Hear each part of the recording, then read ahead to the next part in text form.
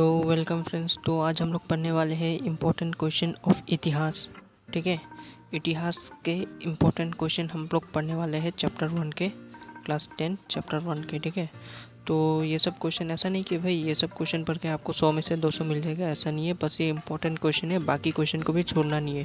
बाकी क्वेश्चन भी इम्पोर्टेंट है, बस ये कुछ ज़्यादा इम्पोर्टेंट है। ठीक है, इन सबको बिल्कुल भी नहीं छोड़ना है। तो हम लोग का जो ये क्वेश्चन जो मैंने जितने भी लास्ट ईयर क्वेश्चन पेपर को एनालिटिक्स कर करके मतलब बनाए हैं, बहुत ही मतलब मेन क्वेश्चन है। ठीक है, चैप्टर के।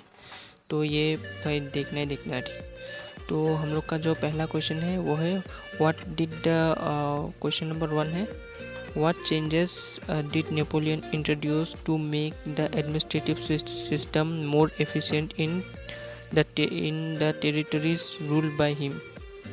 तो नेपोलियन ने ऐसे कौन कौन से स्टेप्स लिए हैं जिसको मतलब अपने टेरिटरी को मोर एफिशिएंट बनाने के लिए, अपने एडमिनिस्ट्रेटिव को। तो पहला है ऑल द प्रिविलेज। आप क्या कर सकते हो, आप कॉपी में उतार लो तो ज़्यादा अच्छा होगा, नहीं तो भाई आप स्क्रीनशॉट ले सकते हो। तो पहला है all the privilege based on the birth were remove, the feudal system was abolish and peasants were free to form the serfdom and the manual dues. ठीक है, वो मतलब फ्यूडल सिस्टम जो दादागिरी होती है ना, मतलब वो सब हटा दिया गया। Guild restitution were remove, transport communication input किया गया था। तो ये वाला बहुत इंपॉर्टेंट क्वेश्चन है, आपने चैप्टर पढ़ा होगा तो आपको ज़रूर आएगा। तो नेक्स्ट क्वेश्चन है कि तो क्वेश्चन नंबर 2। तो नेक्स्ट क्वेश्चन है briefly explain the process of unification of Italy. Italy का यूनिफिकेशन जो हुआ उसको मतलब ब्रीफली एक्सप्लेन। ठीक है, ये बहुत ही इंपॉर्टेंट क्वेश्चन है। ठीक है, ये तो देख के जाना।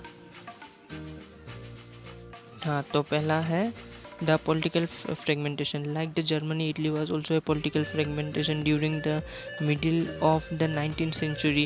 Italy was divided into a 7 state. Italy 7 state में डिवाइडेड था। which one of मतलब उनमें से बस एक ही जो है वो उनके मतलब प्रिंस के कंट्रोल में था। which only one Sardinia predominant was ruled by Italian Prince. जो एक ही मतलब स्टेट था जो इटालियन प्रिंस के द्वारा रूल किया जाता था। ठीक है, और रोल ऑफ मेजिनी ये बहुत ही इंपॉर्टेंट है। जिसेपे मेजिनी का क्या रोल था उसमें। तो Giuseppe Mazzini made an effort to unite Italian Republic, had formed a street society called Young Italy for achieve his goal. तो जिसेपे मेजिनी ने क्या किया, एक यंग इटली बनाया था। ठीक है, अपने सोसाइटी में यंग इटली। तो role of the count Camillo di Cavour. ठीक है, ये भी बहुत इंपॉर्टेंट कैरेक्टर है इसमें, जो बहुत बड़ा रोल प्ले किया था। तो he was chief minister who lead the movement to unite Italy. उसने पूरा मूवमेंट को मतलब बरकरार रखा था इटली को यूनाइट करने के लिए। He formed a tactful diplomatic alliance to French to defeat the Austrian force. उसने क्या किया, डिप्लोमेटिक एक रिलेशनशिप मतलब क्रिएट किया फ्रेंच के साथ, वो ऑस्ट्रियन जो फोर्स है उनको हराने के लिए। और रोल ऑफ जिसेपे गरीबाल्डी। ठीक है, role of Giuseppe Garibaldi also formed a armed volunteer. Garibaldi क्या था, वो भी मतलब वो आर्म वॉलेंटियर था। ठीक है, उसे मतलब बिस्मार्क ऑफ इटली भी कहा जाता है। ठीक है, तो ये भी याद रखना, 1 मार्क के क्वेश्चन में पूछ सकता है। Who was non Bismarck of Italy, जो जिसेपे गरीबाल्डी। ठीक है, Garibaldi also formed the armed volunteer in 1860. They marched into Italy and the kingdom of the two Silites and success in driving out of the Spanish rule. तो Spanish rule को उसने ख़त्म कर दिया था। ठीक है, वो मार्च करके 1860 में स्पेनिश रूल को ख़त्म कर दिया था।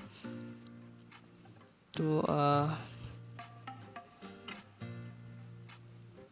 Spanish rule. तो नेक्स्ट क्वेश्चन है कि ये वाला क्वेश्चन। ठीक है, तो लास्ट में क्या हुआ, लास्ट में इन 18 ये देखो नंबर 5। ठीक है, नंबर 5 वाला देख लो। Number 5 in 1860 the Victor Emmanuel II was proclaim the king of United Italy. तो 1861 में क्या हुआ कि मतलब इटली में मतलब कि विक्टर इमैनुअल टू को मतलब राजा बना दिया था, ठीक है, एकदम इंद्रवर्मा, राजा इंद्रवर्मा बना दिया गया था विक्टर इमैनुअल टू को। तो नेक्स्ट हम लोग का नेक्स्ट क्वेश्चन है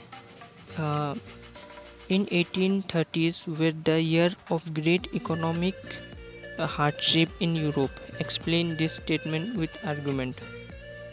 1860 में जो 1860 में क्या था 1830 में यूरोप में बहुत बड़ा मतलब गरीबी आ गया था, ठीक है, उसको मतलब एक्सप्लेन करना है, ठीक है। तो क्या है there was immense increase in the population all over the Europe. In most of countries there were more seekers of jobs and than employment.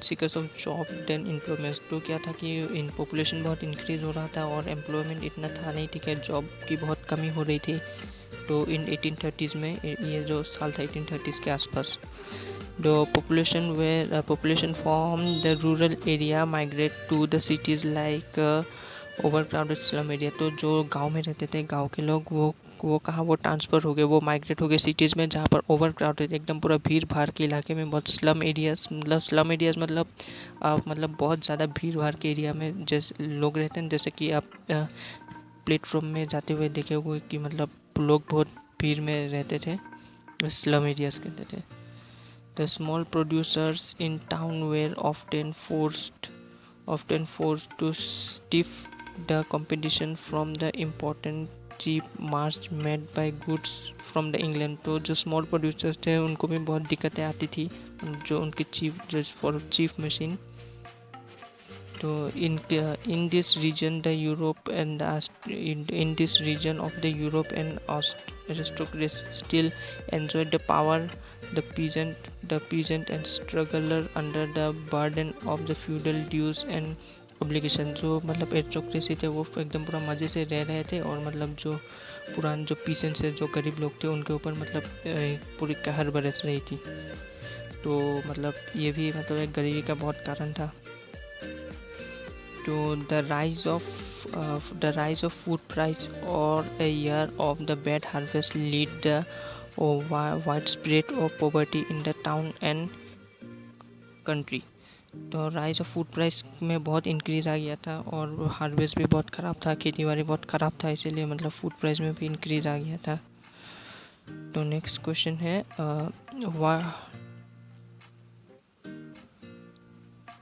what were the Jacobin club, how they play important role in the spreading of nationalism।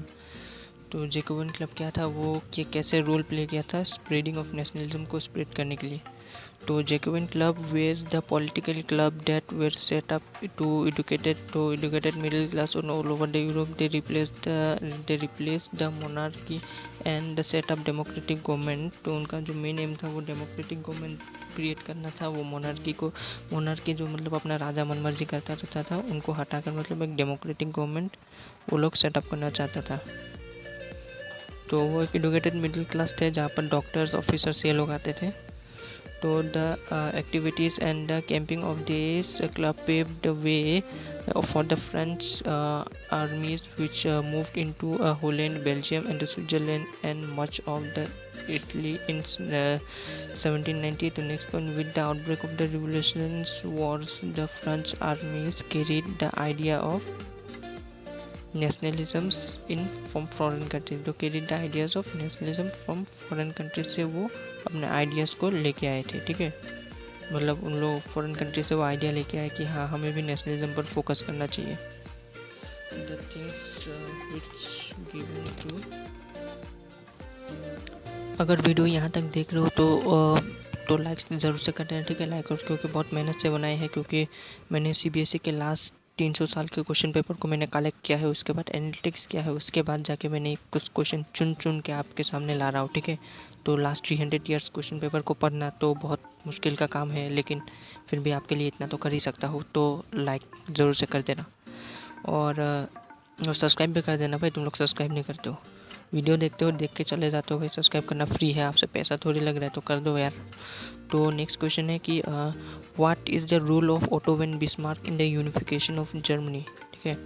Ottoman Bismarck का क्या role था German का unification में, ये बहुत ही important question है।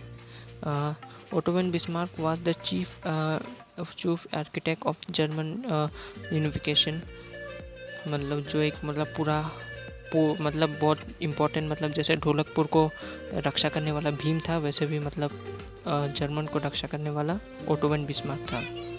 ठीक है, जर्मनी का छोटा भीम भी बोल सकते हो।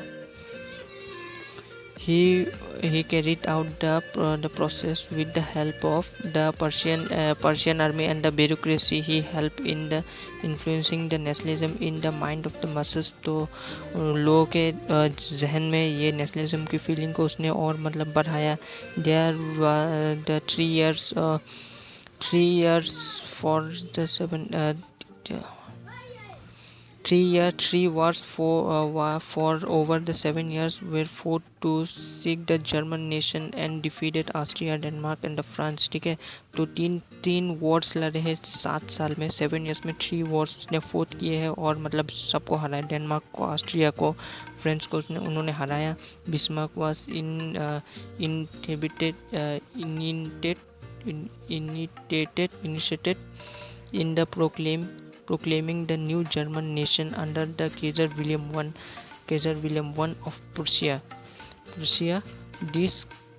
discompeting the process of the German unification। बाद में ठीक है उसने केजर विलियम वन को जो है उसका किंग बना दिया और मतलब तभी जाकर मतलब जर्मन का यूनिफिकेशन कंप्लीट हुआ। यही है मतलब ओटोमन बिस्मार्क का पूरा रोल जर्मन का यूनिफिकेशन में। ठीक है, और कुछ शॉर्ट क्वेश्चन दे रहा हूँ आपको, मतलब ये बोनस। ठीक है, ये आपको क्या करना है, आपको मतलब लिखना है। ठीक है, कॉपी में एक कॉपी लो, पेन लो, मतलब लिखना भी नहीं है, बस आपको अगर आपने चैप्टर पढ़ा है तो ऑनेस्टली आप बता ही सकते हो। ठीक है, ऑनेस्टली बताना, कहीं से देखना नहीं, अगर आपने चैप्टर पढ़ा तो आपको ज़रूर आएगा। तो पहला क्वेश्चन है कि what is the treaty of Constantinople when it is sine. Treaty of Constantinople क्या था, वो कब साइन हुआ था, ये सब भी बहुत शॉर्ट क्वेश्चन में आता है। ठीक है, लोग शॉर्ट क्वेश्चन को छोड़ देते हैं, सोचते हैं कि भाई 1 मार्क का है, लेकिन याद रखना बूंद बूंद से सागर बढ़ता है।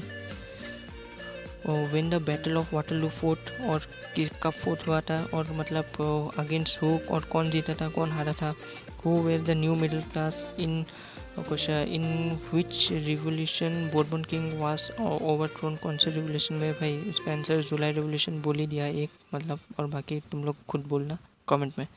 Who lead the arm volunteer in Italy, who played an important role in German unification. ठीक है, ये सब इंपॉर्टेंट क्वेश्चन है। तो मिलते हैं अगले वीडियो में, बाय बाय।